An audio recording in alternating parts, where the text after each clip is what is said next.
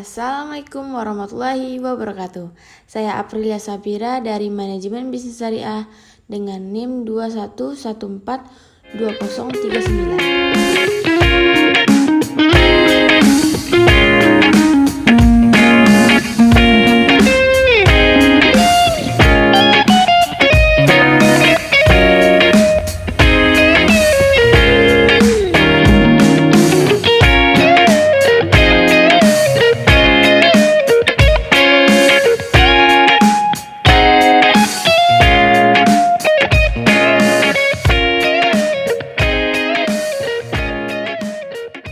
Nah, teman-teman, di sini saya akan menjelaskan tugas yang diberikan oleh dosen kami, yaitu Pak Dedi Susanto, dengan mata kuliah perekonomian Indonesia.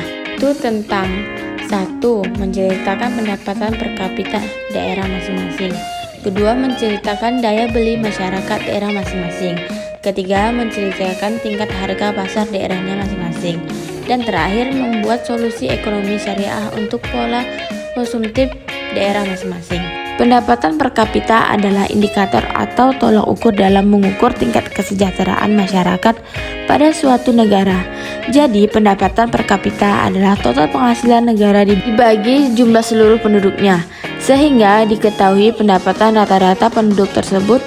Semakin tinggi nilai pendapatan per kapita suatu negara, artinya masyarakat tersebut semakin makmur. Contohnya, pendapatan per kapita Indonesia masih tergolong rendah jika dibandingkan dengan negara tetangga seperti Malaysia dan Singapura. 4. Beberapa fungsi pendapatan per kapita bagi suatu negara. Simak penjelasan fungsi pendapatan kapita di bawah ini. 1. Mengetahui tingkat kemakmuran negara dan masyarakatnya. Kedua, mengukur kelancaran pelaksanaan aktivitas ekonomi negara. Ketiga, mencerminkan situasi ekonomi masyarakat dan negara dalam waktu tertentu. Dan 4. Dasar pengambilan kebijakan di masa mendatang. Di sini juga terdapat komponen pendapatan per kapita, yaitu pendapatan nasional dan jumlah penduduk. Pendapatan per kapita juga berpengaruh pada upah minimum provinsi. Kalimantan Barat untuk tahun 2002 meningkat sebesar 34.629 dari tahun 2021, yaitu 2.399.699 menjadi 2.434.328. UMP 2022 Kalimantan Barat sesuai dengan peraturan pemerintah nomor 36 tahun 2021. Menyusul penetapan UMP, maka sesuai ketentuan, Kepala Pemerintah Daerah mengajukan usul upah minimum kabupaten kepada Gubernur. 14 kabupaten kota mengalami kenaikan upah minimum. Upah minimum Kabupaten Mempawah pada tahun 2021 yaitu 2.422.594 dan pada tahun 2002 adalah 2.437.279. Pandemi COVID-19 yang terjadi pada tahun 2020 sangat berdampak besar terhadap sisi sosial ekonomi masyarakat Indonesia, terkhusus daya beli masyarakat. Kenaikan harga bahan bakar minyak BBM yang ditetapkan pada awal September lalu menjadi pemicu rendahnya daya beli masyarakat. Ini dipertegas dengan anjloknya tingkat konsumsi oleh seluruh masyarakat, utamanya kelas menengah dengan tingkat pengeluaran yang besar setiap bulannya.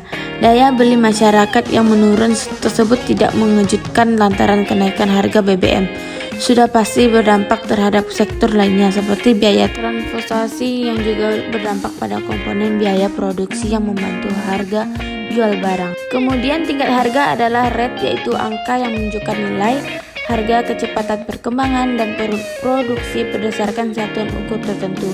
Biaya premi asuransi, beban biaya, ongkos atau harga. Dari hasil pemantauan dan koordinasi di 2 agen sembako Sungai Pinyu tersebut bahwa pasca kenaikan harga BBM periode September 2020 terhadap harga dan ketersediaan barang sembako secara umum hingga saat ini masih stabil. Stok masih cukup dan untuk harga relatif terjadi naik dan turun di beberapa jenis sembako.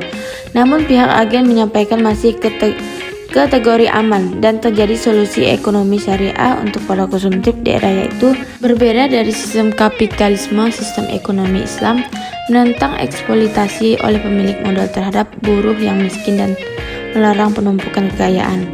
ekonomi dan berdasarkan Islam merupakan tuntutan kehidupan sekaligus pertimbangan yang memiliki dimensi ibadah yang teraplikasi etika dan moral syariah. Ekonomi dalam Islam harus mampu memberikan kesejahteraan bagi seluruh masyarakat, memberikan rasa adil, kesempatan seluas-luasnya kepada setiap pelaku usaha.